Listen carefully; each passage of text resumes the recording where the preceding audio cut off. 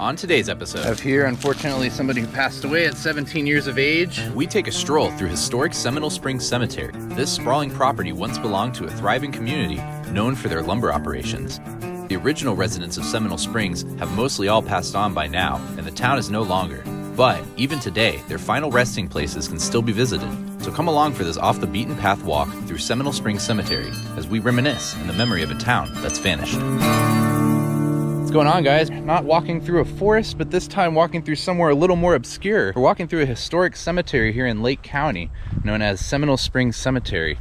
Seminole Springs used to be a town that stood here in Lake County about the turn of the century in 1900. A whole, basically, a community that was here with a cemetery that we're walking through and a logging operation. So today the logging operation is no more, and they donated this cemetery to the descendants of this town. And today I'm taking you here because there's a lot of history. There are gravestones here from way back when the Civil War happened. We have some Confederate soldiers buried here. One of those graves dates back to the Seminole Indian War, where somebody fought with the Florida militia. So just wanted to take a browse, and I hope you enjoy. Here we go. Yeah, so we got some old ones here. 1849, Mary F. Russell. She was born 1849, died 1935.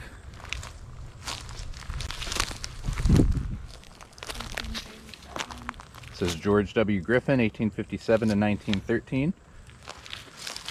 Check this out. Oh, that's your Seminole War. So here's the Seminole War gravestone that I was trying to tell you guys about before. It's a very early gravestone.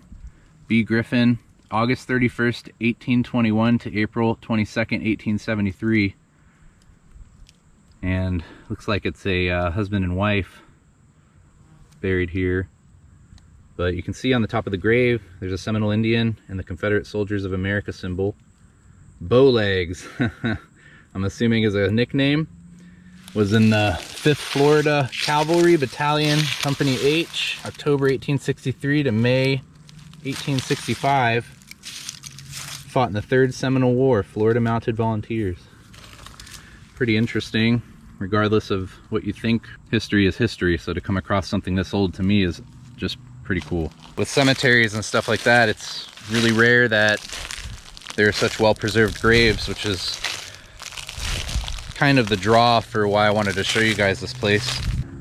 I have here, unfortunately, somebody who passed away at 17 years of age, a Robert Headley.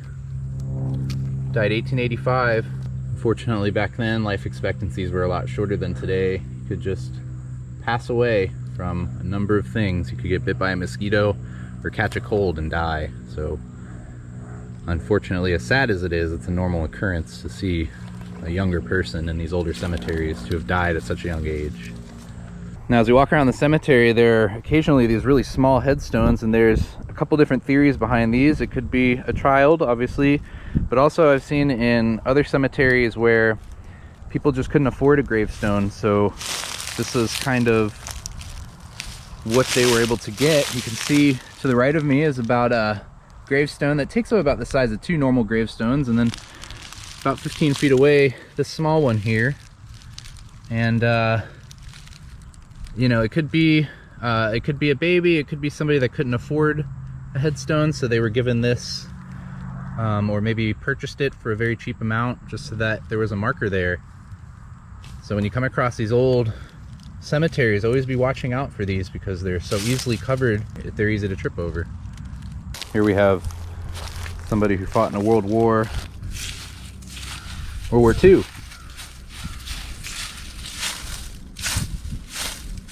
So it's Wilbur D. Spivey.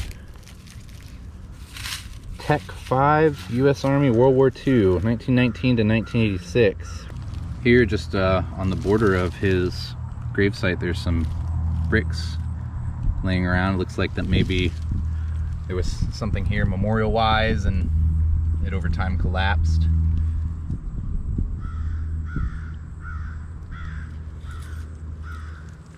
Walking around the cemetery, you kind of come across these little areas where there was just something here. I mean, it could have been a pedestal for something, maybe an area where they had a sprinkler system. I mean, but you kind of come across these little patches of kind of foundation around here, and it is interesting to ponder.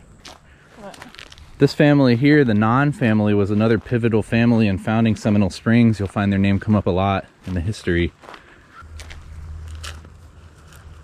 You could see he was a U.S. Navy Vietnam vet, a retired major with the Lake County Sheriff's Office. And this is the stone. Next to this Non-family grave, there's a Robert A. Non. And he lived to be quite old, 1923 to 2012. It's almost 90.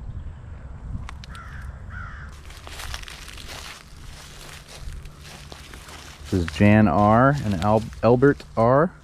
Non, buried next to Bost, Joseph W. Bost and Grace E. And a memorial bench overlooking this really nice view. Some wind chimes somebody put in this tree. Got some cardinals on it. Cardinals are symbolic of visiting spirits.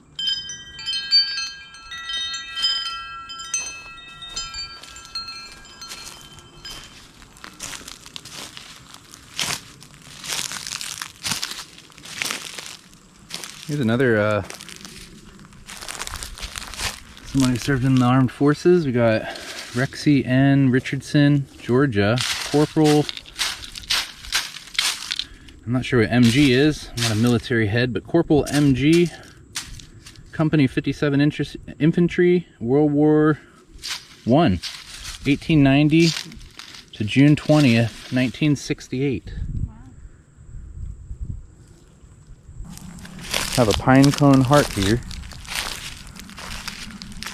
In loving memory of Hannah Nystrom Atkins, 1942 to 2016. Whoever came here left a heart and pine cones. Well guys, I just wanted to give you a quick peek into an old cemetery. I hope that you enjoyed this. I know that these cemetery type hikes aren't Florida wilderness hikes, but they're enjoyable in that you kind of remember history and you don't forget all these people that, regardless of their affiliation with whatever cause they followed, helped create basically this whole community out here. So really glad I was able to show it to you guys. I hope that somebody out there found it entertaining and informative. And I encourage you to always check up on old cemeteries and just never forget these people. It's always nice to walk around every once in a while and really get to explore a cemetery and see what everybody did before they passed away. Anyway, thanks for joining me. Peace.